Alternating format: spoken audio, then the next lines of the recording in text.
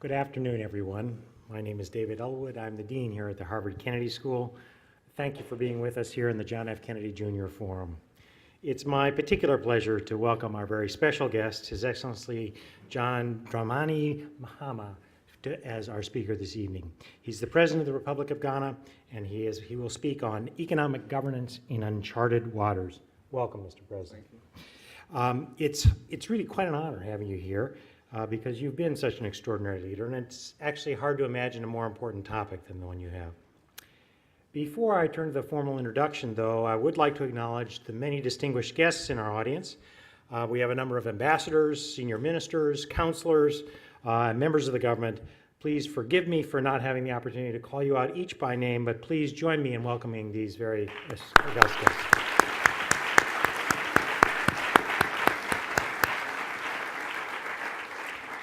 I do especially want to thank the Institute of Politics for all they do and the Office of University Marshal for making this all possible. Now, as virtually everyone in this audience, I suspect, knows, Ghana is a beautiful country on the west coast of Africa and is one of the most thriving democracies and economies in the continent. It encompasses plains, low hills, rivers, and Lake Volta, the world's largest artificial lake. Its cities present a varied appearance and buildings of modern, colonial, and traditional African architecture. It's a nation of many languages. Indeed, there are over 70 different ethnic groups, each with their own distinct language. With a population of approximately 25 million people, Ghana has perhaps the most enduring democratic experiment. It started in 1992. Many now look to it as a model. It has an incredible history of strength and resilience, and it was the first sub-Saharan African country to achieve independence from colonial rule. And its cultural diversity, friendly people, and proverbial hospitality, coupled with the geographic accessibility and active diaspora, have positioned it to meet the opportunities and challenges its peoples face. It has a rich and diverse resource space with primary manufacturing and exploration of digital technology goods, combined with automotive and ship construction and exportation, as well as exportation of diverse and rich resources, but especially cocoa. And let me just say on a more personal note, my daughter had the great privilege of working in Ghana during the summer of 2011, working on agricultural issues. She absolutely fell in love with the country, and she really loved the work. Our distinguished guest tonight has a vibrant career rich in service and learning. He received his BA at the University of Ghana and furthered his education by doing postgraduate studies in communication at the University of Ghana in the School of Communication Studies. He then went on to Moscow for further education. When he returned in 1991, he became the Information, Culture, and Research Officer at the Embassy of Japan in Accra. After working at the Embassy of Japan for a few years, he moved on to become the International Relations, Sponsorship, Communications, and Grant Manager at the Ghana Office of PLAN, P-L-A-N, an international development charity that has committed itself to alleviating child poverty and improving the lives of children over the world. He then ran as a candidate for the Member of Parliament in 1996 and won on the ticket of the NDC. During the NDC administration of 96 to 2000, he was also a key member of the economic management team and played a very critical role in the publicity committee for the reintroduction of the value-added tax. He was reelected to Parliament 2 more times in 2000 and 2004.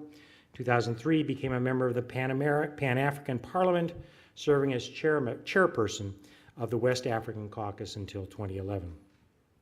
In 2008, he was elected vice president along with President John Atta Mills, and their terms began in 2009. As vice president, he also served as the chairman of the National Economic Management Team, the Armed Forces Council, and the Decentralization and Implementation Committee, and the Peace Council in Ghana. Tragically, as everyone knows, the iconic President Mills died of illness unexpectedly in 2012. Mahama called it the saddest day in our nation's history and stated that he had lost a father, a friend, a mentor, and a senior colleague. He served out the remaining 5 months of Mills' original term and was popularly elected to the office in December 2012. He laid out a bold agenda for education, health, social policy, economic reforms, infrastructure improvements, and greater transparency. And indeed, Ghana has had very strong growth in the last 6 years, making it among the world's fastest growing economies. The World Bank reported a growth of 7.1% in 2013, for example. Still, there are some worrying signs: a high fiscal deficit, inflation running above 10%, and expected slowdowns in growth in 2014. And although Ghana has not registered a single case of Ebola, the country has experienced its repercussions as tourists and potential visitors postpone their visits. Yet, illustrating the leadership of Ghana, the country will serve as a hub for the international push for handling the Ebola crisis. It's one of many examples where President Mahama has been a powerful voice in Africa and the world. Mahama has committed himself to fulfilling the vision of creating a better Ghana by focusing on jobs, stability, and development. He is also an avid reader, an author, and a historian. He considers the combination of the study of history, communications, and social psychology as having had a tremendous impact in shaping his views, his thoughts, his understanding, and have contributed significantly to making him the person he is today. Over the course of his career, he's written for several newspapers and other publications, and recently published his first book entitled My First Coup d'etat and Other Stories from the Lost Decades of Africa. He's very good at titles. He's the winner of a great many honors and awards. It is our great honor to welcome the President of Ghana. Welcome, sir. Welcome to the Harnett case.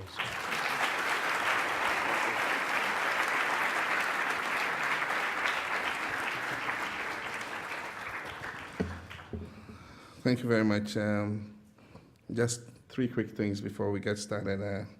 I've not been involved in a coup d'etat. I get asked that question every day because of the title of my book. Two, it's difficult to stop presidents when we get started, so just nudge me if I go on a bit too long. And three, being a historian, I've written my presentation in a narrative form, and so it's like a story. And so if you expected a technical paper, you're going to be disappointed. So with those three things out of the way, we can start. Good afternoon, Professor David Elwood, Dean of the Harvard Kennedy School of Government and the Institute of Politics here at the Kennedy School, for inviting me to speak today. It is a privilege and an honor for me to be here with you today, and more specifically for me to speak with you on the topic of economic governance in uncharted waters as part of the John F. Kennedy Forum. In 1960, when then Senator John F. Kennedy addressed the crowd before him and the nation at large to accept his political party's nomination of him as their candidate for the upcoming presidential election, he said, and I quote, "We stand today on the edge of a new frontier," quotations closed. Kennedy then went on to describe that frontier. He said it was, and I quote again, "the frontier of unknown opportunities and perils, the frontier of unfulfilled hopes and unfilled threats. Beyond that frontier," Kennedy declared, "are uncharted areas of science and space, unsolved problems of peace and war, unconquered problems of ignorance and prejudice, and unanswered questions of poverty and surplus." That new frontier to which Kennedy was referring was the decade of the 1960s. But those words he used then could just as easily describe the challenges and the opportunities that we are facing now in this current era.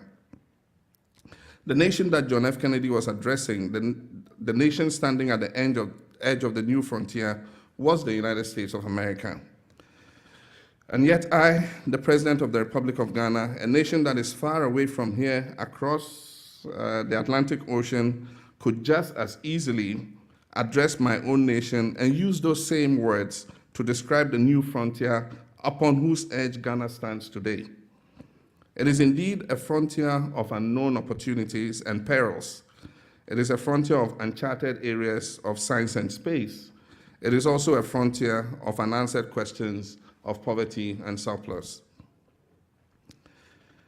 Even though the same words are applicable, even though the description is quite fitting, the new frontier of which Kennedy spoke, the new frontier that was facing the United States back then, is in no way identical to the new frontier of today, and certainly not the one that is currently facing my country, Ghana. In 1960, Ghana had only been a sovereign nation for 3 years. In 1957, we became the first sub-Saharan African nation to win independence from colonial domination. That victory seemed to spark a chain reaction throughout the continent, with nation after nation also gaining independence from colonial rule. That decade was dominated by names like Jomo Kenyatta, Patrice Lumumba, Sylvanus Olympio, Kenneth Kaunda, Nnamdi Azikiwe, and of course, our own Kwame Nkrumah. These were the freedom fighters, the visionaries, the men who led their country into liberation from colonial rule. In 1960, not long after then Senator Kennedy delivered his address on the new frontier that he had envisaged, Dr. Kwame Nkrumah, Ghana's founding father and its first president, delivered a speech to the United Nations. In it, he described the new frontier that he envisaged not only for Africa, but for the world. In my view, Dr. Nkrumah said, and I quote, "We're passing through another scientific and industrial revolution, which should make unnecessary the division of the world into developed and less developed areas. We must therefore avoid economic thinking based on the conditions of the past. Above all, we must avoid an attitude of mind which applies in an area of abundance the economic theories worked out to serve an age of scarcity." Quotations closed. Those were heady times. The victory of sovereignty gave birth to idealistic prospects and ambitious plans. These were new countries, and these men, individuals like Jomo Kenyatta, Patrice Lumumba, Olympio, Kaunda, Azikiwe, and Nkrumah, were new to governance. They were freedom fighters, visionaries, leaders who now found themselves in the uncharted waters of governing their fledgling democracies. It didn't take long for that idealism and ambition to give way to corruption and coup d'etats. It didn't take long for nearly every new democracy in Africa to turn into a dictatorship, and for the continent as a whole to be plunged into poverty and economic crisis. After Dr. Nkrumah was overthrown in a coup d'etat in 1966, Ghana was subjected to a series of coup d'etats, one of which took place in 1972 and brought into power Colonel Ignatius Kutu Achampong, Colonel Ike Achampong for short. At the time Colonel Achampong took power as a military head of state, Ghana's population was a little more than 9 million people, and the country's debt was $577.88 million. One of the first policies that Colonel Achampong made was regarding the question of the high national debt and what to do about it. Yentua, he said. The translation of this statement from the native Akan language into English means, "We won't pay." It was as simple as that. We won't pay. But Colonel Achampong had a plan for Ghana. He believed that the country should not have to rely at all on foreign assistance, and that we should be self-sufficient. So Achampong implemented a program called Operation Feed Yourself. He banned the importation of rice and requested that the Bank of Ghana issue direct commodity loans to local rice farmers and local rice mills so that they could purchase rice from the local farmers. And it just so happened that my father, E.A. Mahama, owned a rice mill and was also a rice farmer. He had been a politician for many years. He had indeed served as a Minister of State in the government of Dr. Kwame Nkrumah.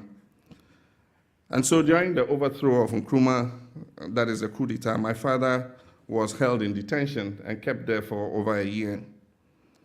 After his release, my dad decided to quit politics and literally just mind his own business. He returned to the northern part of the country where we come from and bought some land on which he intended to live a relatively quiet life as a rice farmer and look after his family. Colonel Acheampong's Operation Feed Yourself program was widely successful, so much so that he officially referred to the northern region, where there were several rice mills, including my father's, as the granary of Ghana. Ghana was producing so much rice that we're even able to begin exporting some of it overland to countries like Mali and Burkina Faso, which was known as Upper Volta at the time. It was renamed Burkina Faso in 1984. It wasn't just rice that was being locally produced in abundance. It was also maize, tomatoes, yams, cassava, and so many other food products. Within a short period of time, Ghana's entire agricultural industry had been completely revitalized. Indeed, most people even started growing herbs and vegetables in their backyards. Operation Feed Yourself was not Colonel Acheampong's only successful project. There was also Operation Keep Right, which switched Ghana, a former British colony, from driving on the left side of the road to driving on the right side of the road, like the rest of the world. And this took place in 1974. And for Ghanaians who lived at the time, they will recognize the popular jingle that was used for this operation as Pipi, pi, enyifa, na, nyen. Okay, good. Colonel Acheampong also launched the National Reconstruction Program, which was aimed at employment promotion and the teaching of practical and vocational skills. Initially, my father was a staunch supporter of democracy and was therefore not a fan of Colonel Acheampong, because in his mind, Acheampong was a coup maker. But after witnessing the transformation that was taking place in the country, especially the return of citizens' morale and national pride, even my dad could not deny the fact that despite deny the fact that technically, despite the fact that Acheampong was a dictator, Acheampong had a vision and was leading the country in a positive direction. My dad felt that if Colonel Acheampong maintained his programs and then returned the country back to democratic rule, he might very well be remembered as one of the greatest leaders Ghana had ever seen. My father was so convinced of this that he sat down and wrote Colonel Acheampong a letter of praise. In that letter, my father, a seasoned politician, also offered Acheampong a bit of advice. He said, and I quote, "Learn to leave when the applause is the loudest." That was the advice he gave to a soldier in government. That was perhaps not the wisest thing to do. Learn to leave while the applause is the loudest. Shortly after receiving the letter, Colonel Acheampong, who had actually at this time just given himself a promotion in rank from colonel to general, dispatched several military men to find, collect, and detain my father. Dad was taken to a nearby barracks where for over a period of several days, he was held and interrogated about his intentions. What exactly did he imply when he wrote to the general and told him to leave when the applause is the loudest? You see, what my father failed to realize is that the problem with coming into power by force is that it breeds a very specific type of paranoia. And many military leaders find it difficult to trust anyone because they believe, and rightly so, that just as they were able to take power, somebody else might come along and take that power from them. Couple that with the paranoia, with the often diagnosable narcissistic personality disorder that many African dictators of the time suffered, and you have the perfect breeding ground for anything from psychopathic violence to sociopathic self-aggrandizement. And I'll give you 3 examples. Several years after his 1965 coup in the Democratic Republic of Congo, Joseph Desire Mobutu fixed his image on the country's postage stamps and currency and changed his name to Mobutu Sese Seko Nkunku Ngbendu Wazabanga, which translates to the all-powerful warrior who, because of his endurance and inflexible will to win, will go from conquest to conquest, leaving fire in his wake.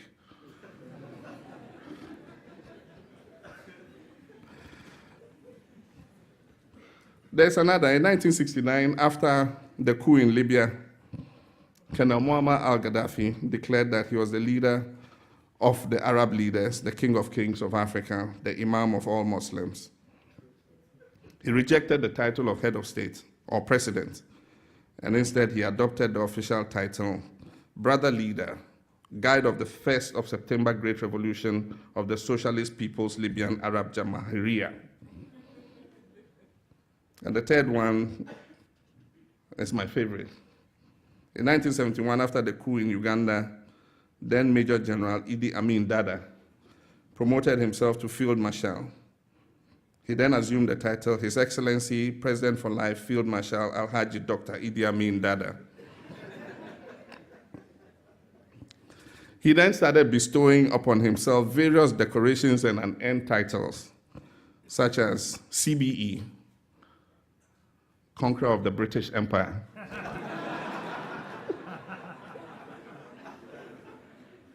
He also had VC, Victoria Cross, and he had DSO, Distinguished Service Order, and he had MC, Military Cross.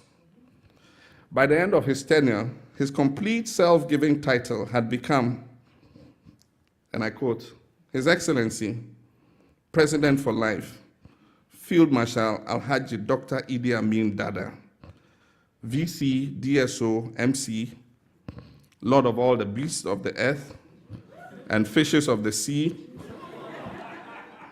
and conqueror of the British Empire in Africa in general and Uganda in particular.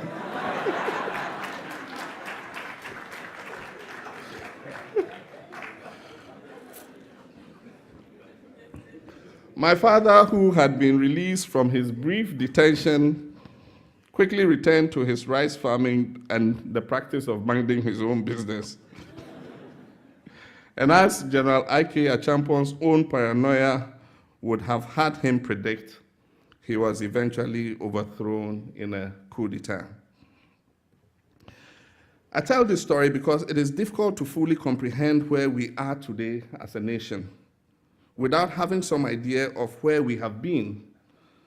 Like most things and people, we are best understood when things are taken in context. When things are not considered in context, logical reasoning is lost, and practical explanations begin to feel like a string of pathetic excuses. After General Achampon was overthrown, there were more coups d'etats. There were a couple of attempts to return the country to democracy, but these were short-lived and they ultimately failed. But Ghana was not alone in our failures. The political instability and mass corruption that was taking place in most African countries led the continent into a period that is often referred to as the lost decades. During that period of time, the majority of countries in Africa experienced a brain drain, a mass exodus of artists, intellectuals, academics, skilled professionals, and politicians who went into voluntary or forced exile. Africa collectively also experienced extremely poor economic performance. A number of countries even had zero economic growth. During that time, Ghana's economy was actually shrinking. In the mid-1980s, under the leadership of our last military head of state, Flight Lieutenant Jerry John Rawlings, Ghana sought assistance from the International Monetary Fund in order to launch what we called an economic recovery program. The IMF and the World Bank were both created in July 1944 during a conference that was held in Bretton Woods, New Hampshire. The goal of that conference was to devise ways in which to assist individual member nations with their economic growth and development so as to ensure a stable and prosperous global economy. The IMF's stated mandate is to promote international monetary cooperation and provide policy advice and technical assistance to help countries build and maintain strong economies. The fund also makes loans and helps countries design policy programs to solve balance of payment problems when sufficient financing on affordable terms cannot be obtained to meet their net international payments. But the IMF's assistance came with conditions. Among them was the institution of various structural adjustment measures that required governments to cut public spending by, among other things, eliminating subsidies for food, agriculture, medical care, and education, and also privatizing state enterprises and raising interest rates. The structural adjustment programs really proved to be a one-size-fits-all solution. They did not take into consideration each country's specific needs, nor were they concerned with the issue of long-term sustainability after the achievement of short-term fiscal stability. Because of this, the IMF had many critics, and none of them harsher than Kenneth Kaunda, Zambia's first president, who likened the institution, that is the IMF, to a mad doctor who prescribed the same medication for all patients regardless of their illness. And actually what Kaunda said, and I'll quote it, it's a classic quotation, and in quotation marks, the IMF doesn't care whether you're suffering from malaria, a cold, or a broken leg, Kaunda said. It will always give you quinine. For those of you who know quinine, it's the bitterest medicine you can ever find on earth. The critics, including Kaunda, were not altogether wrong. In 2002, there was a study released by the Structural Adjustment Participatory Review International Network, which was prepared in collaboration with the World Bank and various other partners.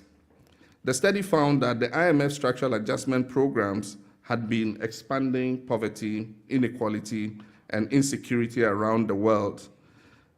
And then they quote here, they have torn at the heart of economies and social fabric. This is a quotation from that study. For some countries, the effects of the structural adjustment programs were immediate and fairly catastrophic. For Ghana, they were like tiny fissures, the effect of which would not be felt for a few decades to come. With assistance from the IMF and then also the World Bank from 1984 to 1988, Ghana's economy experienced steady growth for the first time since the latter part of the 1970s. Our IMF assistance occurred in 3 separate stages, the first of which began with the Standby Arrangement, or SBA, of 1983. The primary goal of that stage was to revive unproductive sectors and curb inflation through increased fiscal and monetary discipline. The second stage, which began in 1987 and stretched through to 1990, had the goal of economic restructuring and social service renewal. The final stage began in 1998 and took on the task of macroeconomic stability and financial transparency.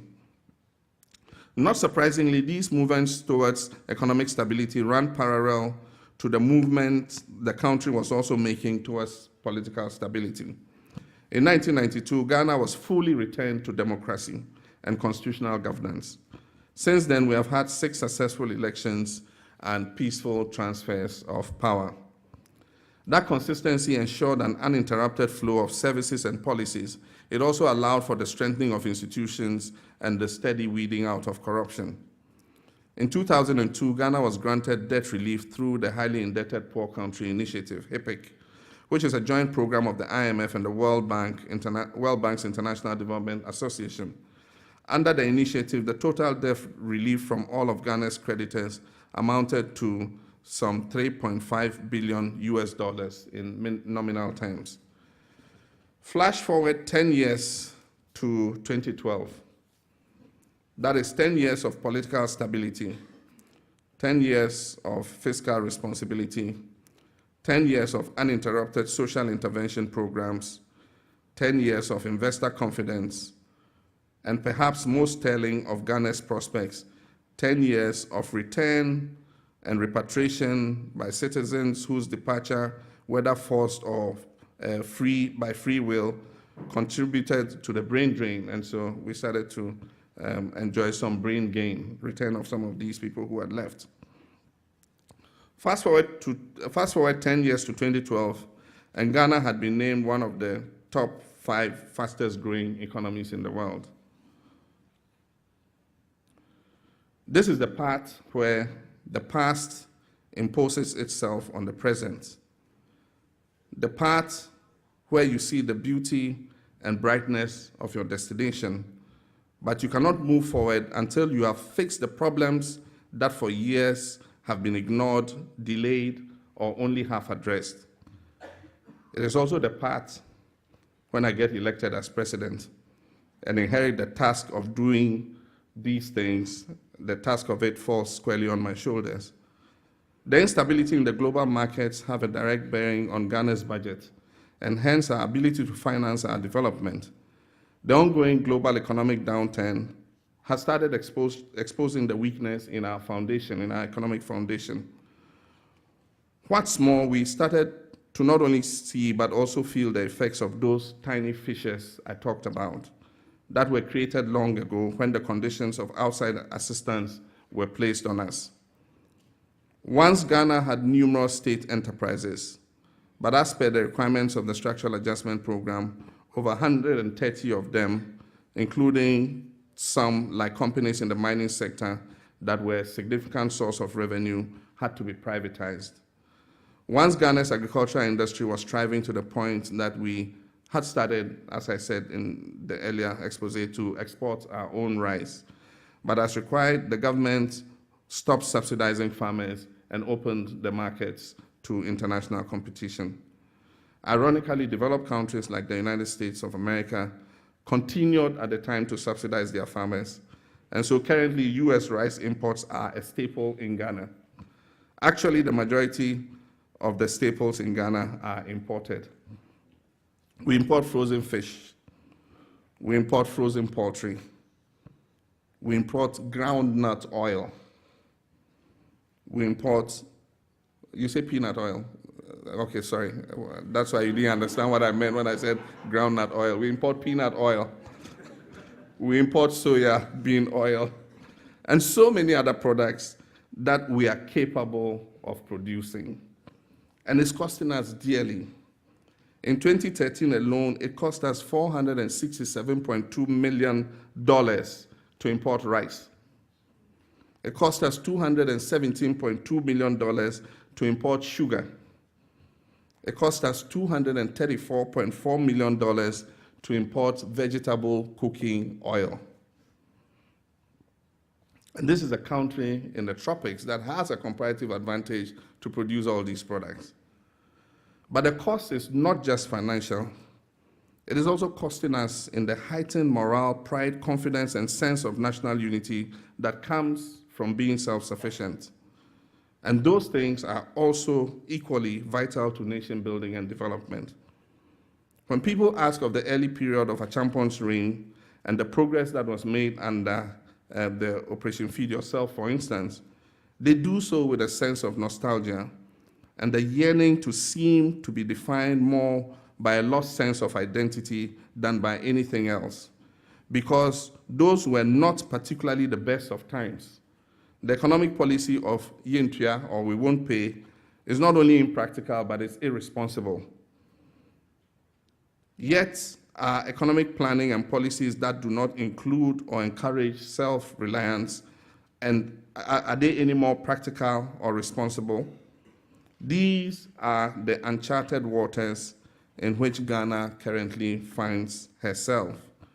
And at times, it feels a lot like an estuary, where the meeting of two distinct bodies, the sea and the river, is also the threshold of untold and unlimited possibilities and a limitless horizon. The challenge that is facing us, to once again borrow John F. Kennedy's term, the new frontier, is the merging of two past solutions, both based solely on dependence. One, a dependence on self, and another, a dependence on others. Recently, we've been engaged in conversations with the IMF about forging a partnership that will enable us to tackle that challenge so that Ghana can continue in its economic evolution. The Ghana that I find myself governing today is not the same Ghana that in 1983 approached the IMF for assistance. We have learned so much from our past mistakes.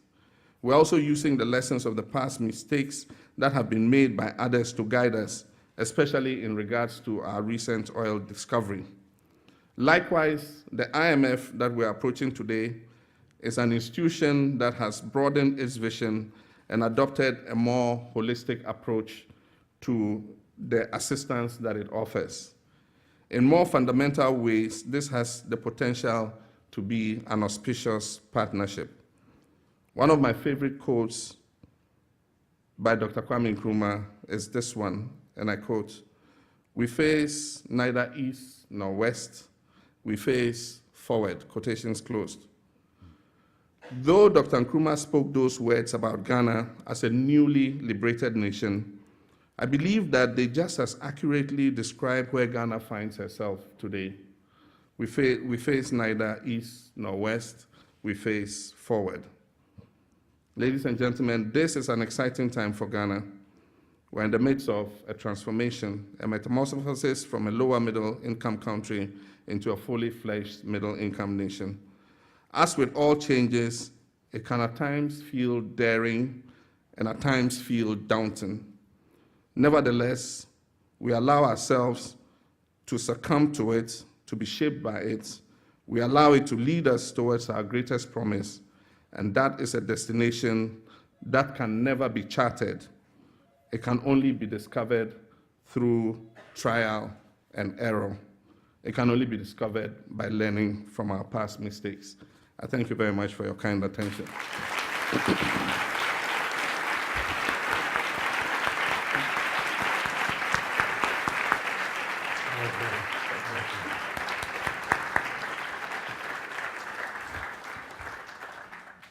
Thank you very much, Mr. President. We now have time for a set of questions. There are 4 microphones here. One is right here. There's another one there, another one there, and another one there. And let me just tell you the ground rules here at the Harvard Kennedy School. A good question has several elements. The first is you start by identifying yourself. Second, you keep it short and it has but one concept. And third, it ends with a question mark. And only one per customer. So please, if you could come around the microphones and I'll just go around. Let me start. Mr. President, you can join us. It's this, you can see the person right up here. Yeah. Mr. President, I'm Teresa Chiram from Malawi. What you talked about the IMF and your own country, the conditions that they put in place, is a common complaint amongst African leaders, where they complain that the conditions generally hurt the poor in their countries. And there's been talk about the African solution to its own problems. And I was wondering what you think would be Africa's options in terms of finding solutions to its own financial problems or economic problems in general. Secondly, some African countries currently are facing the biggest health crisis with Ebola. And this in the long term is going to be a cost on the economical side as well. And so I was wondering, what is our solution to the Ebola crisis? Even in the long term, it is a disease that, all right, question mark. No, thank you very much. 2 fantastic questions. And I'll say something about the IMF program. When we implemented the IMF program in 1983 under the PNDC government, after a number of years, it was recognized the effect in terms of poverty that it was creating. There was a new class of poor people falling out of resource security. And so the IMF came with a new program to try and address that. And in Ghana, it was called the Program of Action to Mitigate the Social Cost of Adjustment, PAMSCAD. And so if you go to Ghana and say PAMSCAD, a lot of people will understand what you're talking about. It was to mitigate the new class of poor people that the program was creating. But let me tell you, it's romantic to talk about African solutions. In the real world, it's difficult. Since 2012, when we recognized that we're running a deficit, we have taken all kinds of actions by ourselves to try and mitigate the situation and turn the economy around. The marketplace is unforgiving and is very skeptical. It's been very difficult to get a buy-in from our foreign partners, from our foreign investors, from the international finance institutions. Over the last 3 years, every single credit rating agency has downgraded Ghana. And the economic narrative about our short-term challenges have been exaggerated. Negative stories every day in all the reputable financial papers. And we came up with a homegrown fiscal consolidation policy, fantastic document. I believe in that document. Yet you can't get a buy-in from anybody. And so what do? You need a schoolmaster standing on the stake, supervising you to make sure you do your homework. And so we are looking at this IMF program. We believe that working together with IMF would bring some policy credibility in terms of the economic policy we're implementing.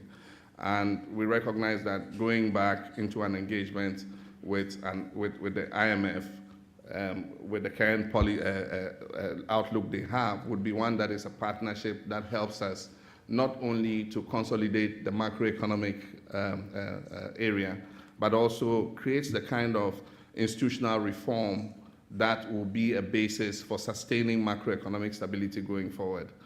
In all our experiences with going into the IMF is we go in with just a fixation on the macroeconomic situation. We turn it around, we eliminate the deficits, interest rates come down, inflation comes down, and then we end up going into a new program. We came out of a program in early 2012, and to say that we're going back into a program means that there must be something that we must do to make sure that when we achieve macroeconomic stability, it is sustainable. And what it means is restructuring the whole basis of our economy, bringing value addition into the exports that we send out. We produce cocoa, and yet much of the products that people consume with cocoa are produced in Switzerland and Belgium and other places. You think that cocoa trees grew in those countries. We should bring some of that processing back to Ghana. We've been a gold exporter, one of the top 10 gold exporters. There's not a single gold refinery in Ghana. The gold is exported in its raw form. It is refined, and as soon as it's refined, its price is several times more than the raw gold. And so we need to have a rethink about the structural transformation of our economy. And I said that in our State of the Nation address, that all of us must start to look at how we can create several more pillars for the Ghanaian economy to stand on. If we continue to stand on the pillars of primary commodity exports, then you can expect that your economic fortunes will fluctuate. Anytime global commodity markets are affected and there's a dip in cocoa prices, there's a dip in gold prices, you can expect that the economy will suffer. And so there's a lot of re-engineering that we need to do, and I'm sure that we can do that together as a nation. We will go through the program. I'm upbeat about the IMF program, because a lot of things the IMF is going to ask us to do, we have started doing ourselves, because we believe that it is healthy for our economy. And so we're looking to do that partnership. Let me just quickly touch on Ebola. It's been predicted that economic growth rates in the affected countries would reduce by some 3.6% this year. And it's sad because these are countries that were emerging from conflict, and we're doing everything possible to invest resources in building their public health systems, in building their educational systems, and so on and so forth. And so to be affected by this outbreak at this time is something that is worrying. But certainly it will worry the whole of the sub-region, even though Ghana does not have a single case of Ebola. The fact that we belong to the same sub-region, drives that same perception that if anybody stepped on your shores, they will come down with Ebola or something. And so there are major visits. We're expecting investor groups. There are major events that were supposed to take place in Ghana this year. We have received notices of postponement. But happily, with the advocacy we've been doing, the international response has kicked in. And I believe that with the kind of response we're seeing, including the UN's announcement of a mission for emergency response in Ebola, I'm a born optimist. I believe that in the next 9 to 12 months, if the treatment centers are set up, if the isolation centers are set up, if we get the personnel, it's not just the logistics alone. These countries have a shortage of health workers. They don't have enough nurses, they don't have enough doctors. And so we also need volunteers to go in there and help to stem the outbreak. And so everything being equal, if all these things come together properly, then hopefully within 9 to 12 months, we should be able to turn this around and send Ebola back to wherever it came from. Thank you. Thank you so much. That did end in a question mark. There were, however, 2 questions. So for the future, 1, go ahead. Okay. My name is Julian Duran, and I'm a first-year student here at Harvard College. And this is regarding more the deficit, Ghana's deficit, and inflation. Now, my understanding is that these 2 conditions are sometimes necessary evils in order to stimulate your economy and propel it forward.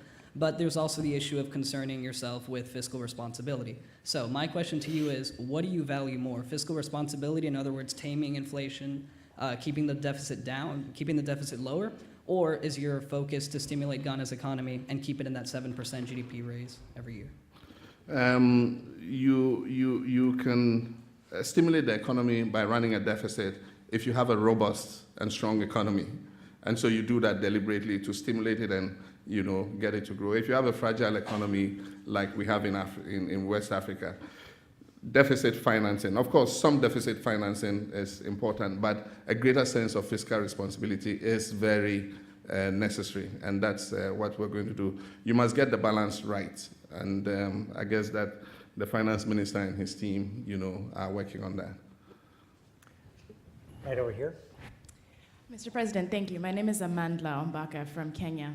My question is about legacies of generations. You spoke about the Nkurumas and the Kenyattas of this world who gave us independence. You talked about the Mobutus and the Idi Amins of this world who took us to the lost decade. When I look at this current generation of leaders, I think of them as trying to anticipate growth. And when I think about my generation, I think about regional integration. So what is your perspective on the legacy of leadership that your generation is trying to leave behind? And what are your hopes for the legacy that young Ghanaians and young Africans will take forward? Tough question. We respect and appreciate what our predecessor leaders left us. And even in the worst of cases, in the period of the lost decades and what we went through with military dictatorships, we appreciate the lessons we learned from there. That is what gives us the opportunity to be better leaders, having looked at the past and arrived at this point. I happen to be one of a new crop. I was born after independence. Many of our leaders were born before Ghana was born, were born in Gold Coast, and there's a generation that was born after independence. I think that we have a greater responsibility because today we have more instruments and tools to be able to make life better for us. The world has moved forward. There are new inventions, there's ICT, there are all kinds of tools that we can use to make life better for our people. And we must aggressively pursue that. One of my frustrations is the slowness of technology uptake in the various sectors of the Ghanaian economy. And if I can push that, it's a legacy that I would very willingly leave. We're doing quite a lot of things to try to improve transparency, to try to improve efficiency in the public service. We are implementing a new public financial management system called the GIFMIS, which would improve transparency in terms of our public financial management. We're applying new technology to governance, and we need to push this aggressively. There's a kickback from some generations that are not, comfortable. They say BBC, born before computers. There's a kickback from some generations that are not very comfortable with technology and ICT. There's also a kickback from some people who do not like the transparency associated with the new technology, that comes in place. And so we must provide the leadership to push these reforms through and make sure that they result in a better life for our people. Good, thank you. Right up here. Yes, good evening, Mr. President. My question, I am David Rose, a first-year Master in Public Policy here at the Kennedy School of Government. And my question to you is what is your opinion of the risks and opportunities involved in accepting sources of funding and development assistance from non-IMF sources, such as China?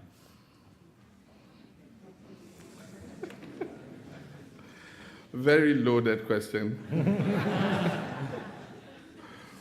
Ghana has very good diplomatic relations with China, and as a leader, I have to choose my words carefully. We have a good relation with China, and we have been doing a lot of work, in a bilateral partnership.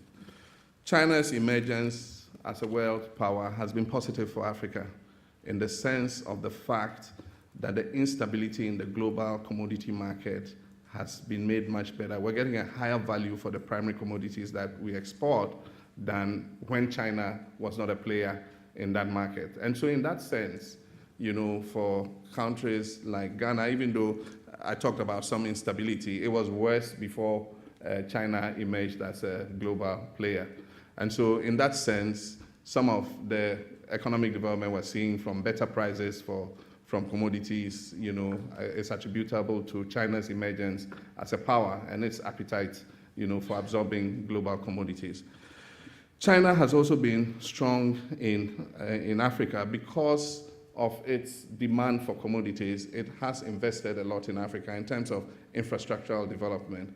And so some of the resources that we need to invest in economic infrastructure has been forthcoming from China. In Ghana, there are several examples. Our third hydroelectric power dam, which is contributing 400 megawatts of power into our energy generation, was built using Chinese funding. There are several other infrastructure projects that we have carried out with Chinese funding. We're about to commission a new gas processing plant to process our offshore gas to feed our thermal generation. That gas processing plant, $800 million, was funded by China. And so we do have a good relationship with China, but I think like every other nation, if you accept financing from anywhere, you should do it with your eyes open, and you must negotiate properly and ensure that the downside risks are as minimal as possible. And we're doing that in Ghana. Thank you. Right up here. Thank you very much, Mr. President. I'm Dugati Tanji from Cameroon. Mr. President, I listened to you keenly when you went back into a bit of the African history, which we learned when we were in school. And I live in Africa. I'm actually taking the mid-career Master in Public Administration program here at Harvard at the moment. I live and work in Yaoundé. If you tell me at 4 p.m. in Yaoundé that I have a meeting in Paris the next morning at 9 a.m., I can confirm I would attend the meeting.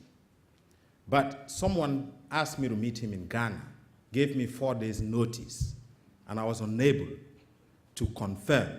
And I actually took 3 days trying to find out how to get to Ghana from Yaoundé, and it was a problem for me. The reason being that, 1, I didn't know how to get a flight to Ghana, a straight flight. Secondly, I needed a visa to go to Ghana, me, from Cameroon. Vice versa, a Ghanaian needs visa to get to Cameroon. Now, the question I would like to ask, I listened to you, you said nothing about the AU. And I thought the AU would be a source of hope for those of us who are interested in living and working in Africa. Now, how do you feel sitting in a meeting with people who've been in office for 30, 40 years? You came to power through democratic elections. Some of them are not living. And the second question? Sorry. Sorry, somebody else got to beat you to that. No, thank you very much. And I'll It's a good first question, so let's start I'll answer there. that very quickly. First, with your allusion to air travel and the interconnections between our countries, I must tell you it's improved dramatically. I mean, in past times, if you wanted to travel to some other part of Africa, you had to fly out of Africa and fly back into Africa.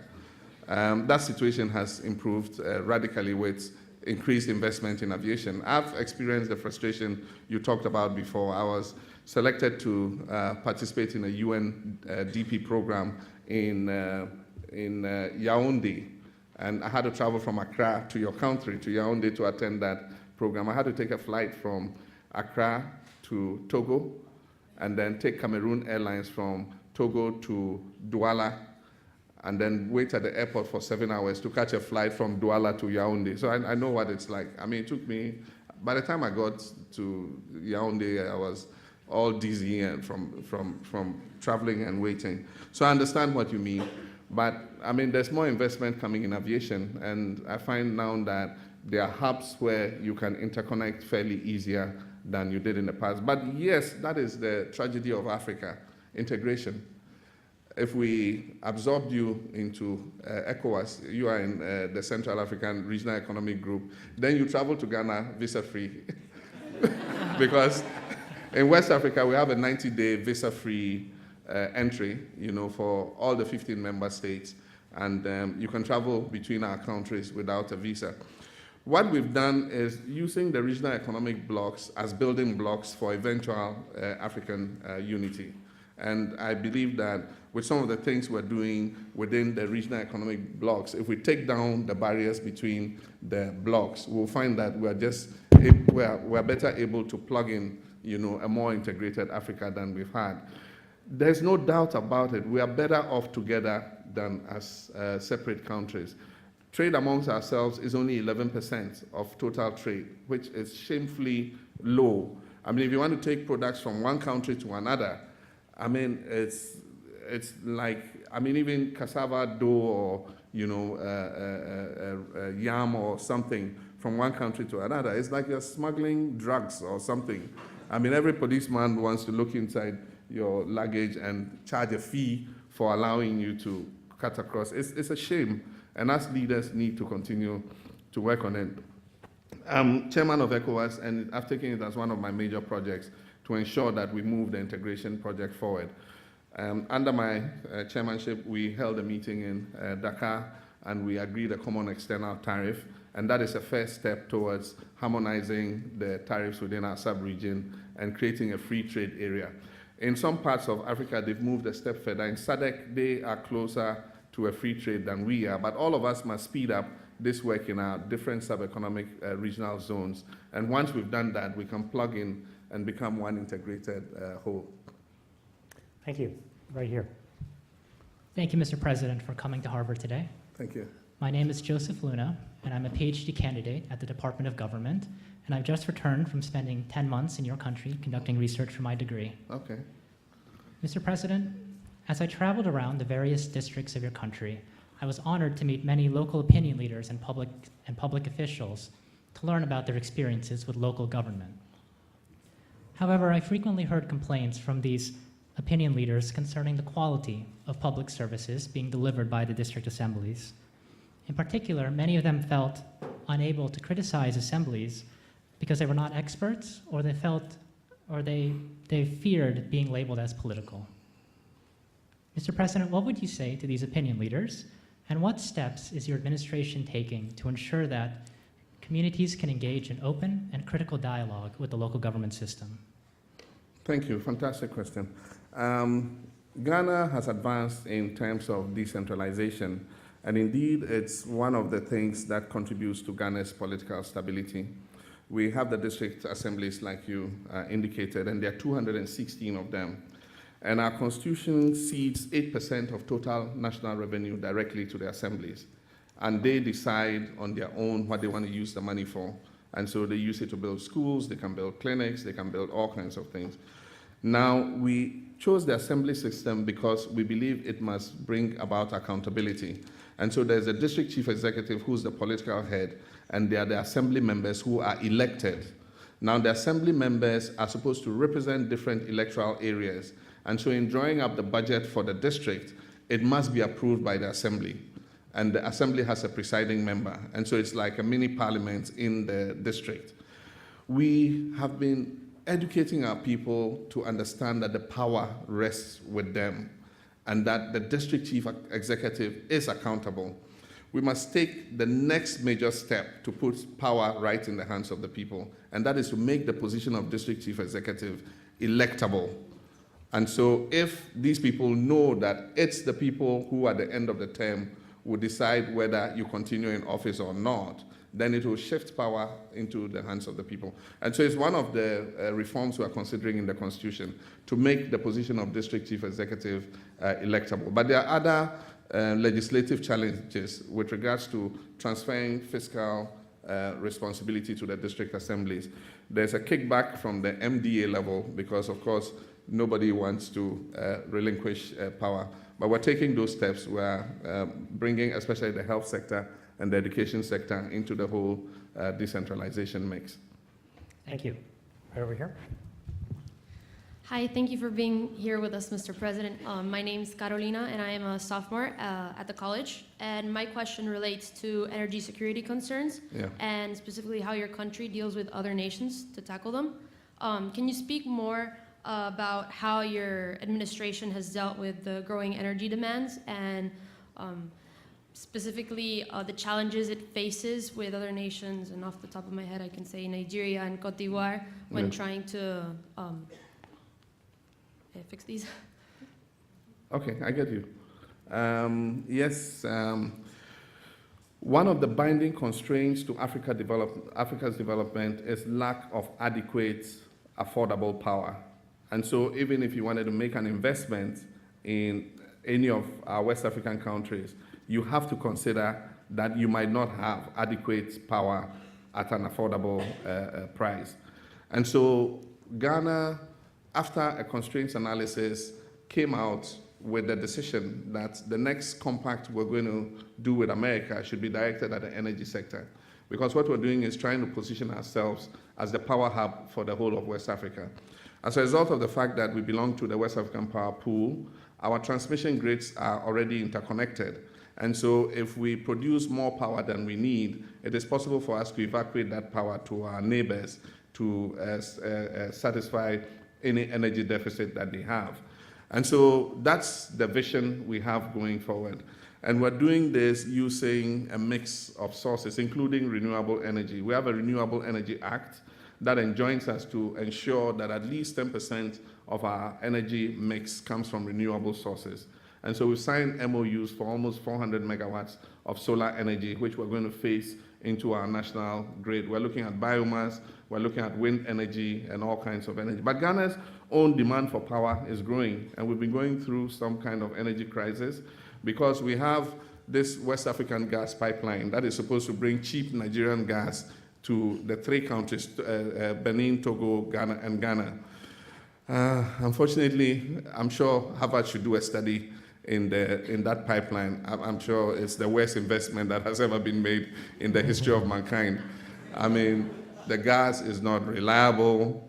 On any day, I can't plan my energy generation based on the West African gas pipeline. We just came from 1 week of no gas because oil and gas workers in Nigeria went on strike for 7 days, and so no gas in the pipeline. So we shut down 300 megawatts of power. That's what we face. And so what Ghana is trying to do to assure energy security is to bring onshore our own gas, which we have, and we hope to commission our gas processing plant by the end of this year, and that will produce 150 million standard cubic feet of gas, enough to generate about 600 megawatts of power. And so it means that all the thermal plants in the western region, in a place where we call Abuaze, would use gas instead of relying on either the West African gas pipeline or importing light crude oil from Nigeria. And so that's the situation with Ghana. Thank you. We have time for just 2 more questions, right here. My name's Nick. I'm a first year at the college.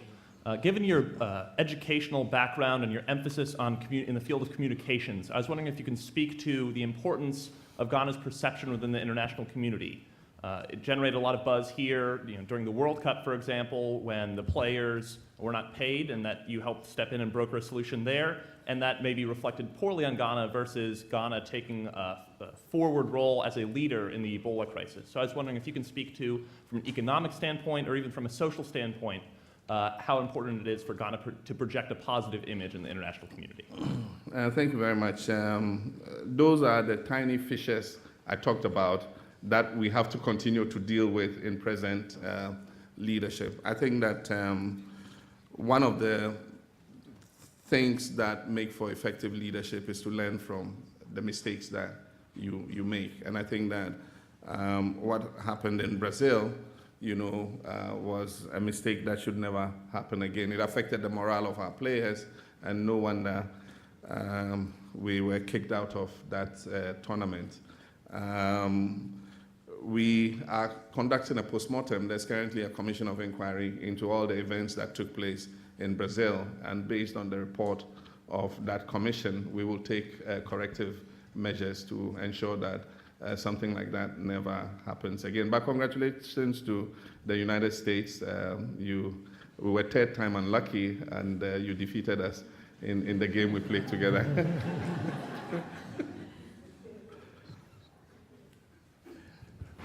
Last question right here.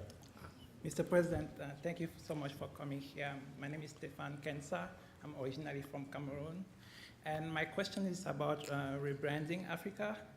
And so I feel a little bit frustrated to have an African leader come here at Harvard and remind us of the leaders that we're trying to forget about, and talking about them in the tone that you use. And I wonder then, since some of those type of leaders are still in power, when you meet them at African forums, since you have the opportunity, what do you tell them? I mean, no, because thank you. Thank you very much. As a communications person, I'll tell you, rebranding is not sweeping your past under the carpet. It's learning from your past, and that's exactly, what I was doing here. I mean, America has its past. I mean, there are dark things in the past of America. Europe has its past. There are dark things. I studied history, and I know what happened in the Middle Ages in Europe. Women were thrown into the lake if they were suspected to be witches, and if they managed to swim and come out, they say, yeah, she's a real witch. And then they put her to the stake and put fire on her. If she drowned, they say, oh, God bless her soul, she was not a witch, but you're dead anyway. I mean, so every part of this world has, a part of its history is not proud about, but you don't sweep it under the carpet. You must learn from it. And so when I narrate these things, it is that we must make sure as young Africans that we don't go to that past again. And that's why I recounted that history. But rebranding, yes, we should rebrand. Let's put our positive foot out. And I'm happy to note that the international media attitude towards Africa is changing. Before, Africa got mentioned in the media only when there was a conflict or there was a famine or an outbreak of Ebola. Today you can watch the international news media, and it's not only negative stories, because of course in the media negative stories sell, but also you see an attempt to showcase Africa in positive stories that all of us see on CNN, African Voices, and all that. So I think that the situation is shifting, and we should take advantage of the new interest that is being generated across the world in Africa. So let me take advantage of my position to ask you one last question. By the way, I should say it wasn't just Europe where they drowned some alleged witches. It was very close to here, about the time Harvard was founded, actually, in Salem. So we have a lot of people in this audience that would love to be a leader, would love to make a difference and to have a chance to make their country better. Do you have any words of advice for them as they think about how to make a difference and move forward? That's a very difficult question. I'll just say one of the things that distinguishes leaders is to try to think outside the box about limitless possibilities. And it's when you're able to do that, that you're able to craft a vision of where you want to go. But you cannot get there by yourself. You need a buy-in, a strong buy-in from the constituencies that you deal with. And that's what I've come to realize. Often leaders are one step ahead because they see the picture, they see a vision, and they expect that everybody is seeing the same picture that they see, and so you should be right behind them and moving towards that vision. In real life, it doesn't happen like that. It can be frustrating, it can be slow, it can be, so difficult, to get people to see the same picture that you see. And so getting a buy-in, thinking outside the box, seeing a vision, but getting a buy-in from the constituencies that you need in order that you realize, the objectives of your leadership is the most crucial, is the most critical. I know many people would have wanted to ask questions. You can send your questions to my email address, mahama2000@yahoo.com. And it's mahama2000@yahoo.com, as simple as that. You can send the questions, and I promise you, I check my email, and I would respond to your questions. Thank you.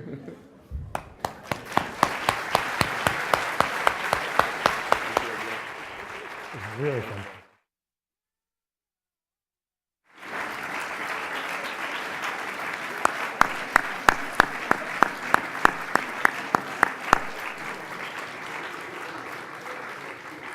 Mr. President, you clearly are a new kind of leader. We have had many heads of state here speak in the more than 10 years that I've been dean.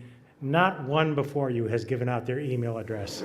So we admire your industry and your vision, and we will do our best to be behind you there.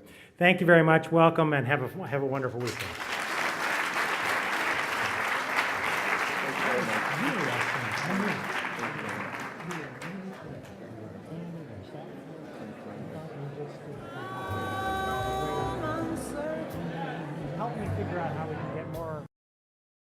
Present a varied appearance and buildings of modern, colonial, and traditional African architecture. It's a nation of many languages. Indeed, there are over 70 different ethnic groups, each with their own distinct language. With a population of approximately 25 million people, Ghana has perhaps the most enduring democratic experiment. It started in 1992. Many now look to it as a model. It has an incredible history of strength and resilience, and it was the first sub-Saharan African country to achieve independence from colonial rule. And its cultural diversity, friendly people, and proverbial hospitality, coupled with the geographic accessibility and active diaspora, have positioned it to meet the opportunities and challenges its peoples face. It has a rich and diverse resource base with primary manufacturing and exploration of digital technology goods, combined with automotive and ship construction and exportation, as well as exportation of diverse and rich resources, but especially cocoa. And let me just say on a more personal note, my daughter had the great privilege of working in Ghana during the summer of 2011, working on agricultural issues. She absolutely fell in love with the country, and she really loved the work. Our distinguished guest tonight has a vibrant career rich in service and learning. He received his BA at the University of Ghana and furthered his education by doing postgraduate studies in communication at the University of Ghana in the School of Communication Studies. He then went on to Moscow for further education. When he returned in 1991, he became the Information, Culture, and Research Officer at the Embassy of Japan in Accra. After working at the Embassy of Japan for a few years, he moved on to become the International Relations, Sponsorship, Communications, and Grant Manager at the Ghana office of PLAN, P-L-A-N, an international development charity that has committed itself to alleviating child poverty and improving the lives of children over the world. He then ran as a candidate for the Member of Parliament in 1996 and won on the ticket of the NDC. During the NDC administration of 96 to 2000, He was also a key member of the economic management team and played a very critical role in the publicity committee for the reintroduction of the value-added tax. He was reelected to Parliament 2 more times in 2000 and 2004. In 2003, became a member of the Pan-African Parliament, serving as chairperson of the West African Caucus until 2011. In 2008, he was elected vice president along with President John Atta Mills, and their terms began in 2009. As vice president, he also served as the chairman of the National Economic Management Team, the Armed Forces Council, and the Decentralization and Implementation Committee, and the Peace Council in Ghana. Tragically, as everyone knows, the iconic President Mills died of illness unexpectedly in 2012. Mahama called it the saddest day in our nation's history and stated that he had lost a father, a friend, a mentor, and a senior colleague. He served out the remaining 5 months of Mills' original term and was popularly elected to the office in December 2012. He laid out a bold agenda for education, health, social policy, economic reforms, infrastructure improvements, and greater transparency. And indeed, Ghana has had very strong growth in the last 6 years, making it among the world's fastest growing economies. The World Bank reported a growth of 7.1% in 2013, for example. Still, there are some worrying signs: a high fiscal deficit, inflation running above 10%, and expected slowdowns in growth in 2014. And although Ghana has not registered a single case of Ebola, the country has experienced its repercussions as tourists and potential visitors postpone their visits. Yet, illustrating the leadership of Ghana, the country will serve as a hub for the international push for handling the Ebola crisis. It's one of many examples where President Mahama has been a powerful voice in Africa and the world. Mahama has committed himself to fulfilling the vision of creating a better Ghana by focusing on jobs, stability, and development. He is also an avid reader, an author, and a historian. He considers the combination of the study of history, communications, and social psychology as having had a tremendous impact in shaping his views, his thoughts, his understanding, and have contributed significantly to making him the person he is today. Over the course of his career, he's written for several newspapers and other publications, and recently published his first book entitled My First Coup d'etat and Other Stories from the Lost Decades of Africa. He's very good at titles. He's the winner of a great many honors and awards. It is our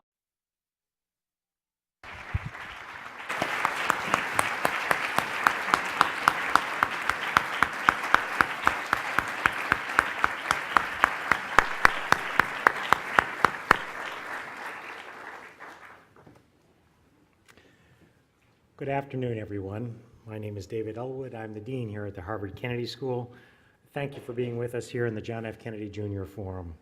It's my particular pleasure to welcome our very special guest, His Excellency Dramani Mahama, as our speaker this evening. He's the President of the Republic of Ghana, and he will speak on economic governance in uncharted waters. Welcome, Mr. President. It's really quite an honor having you here. Because you've been such an extraordinary leader, and it's actually hard to imagine a more important topic than the one you have. Before I turn to the formal introduction, though, I would like to acknowledge the many distinguished guests in our audience. We have a number of ambassadors, senior ministers, counselors, members of the government. Please forgive me for not having the opportunity to call you out each by name, but please join me in welcoming these very august guests.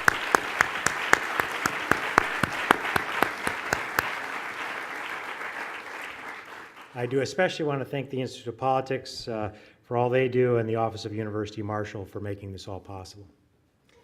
Now, as virtually everyone in this audience, I suspect, knows, Ghana is a beautiful country on the west coast of Africa and is one of the most thriving democracies and economies in the continent.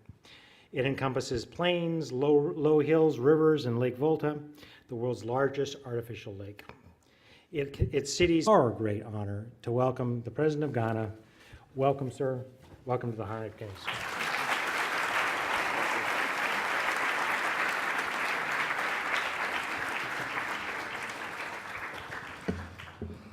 Thank you very much. Just 3 quick things before we get started. I've not been involved in a coup d'etat. I get asked that question every day because of the title of my book. Two, it's difficult to stop presidents when we get started, so just nudge me if I go on a bit too long.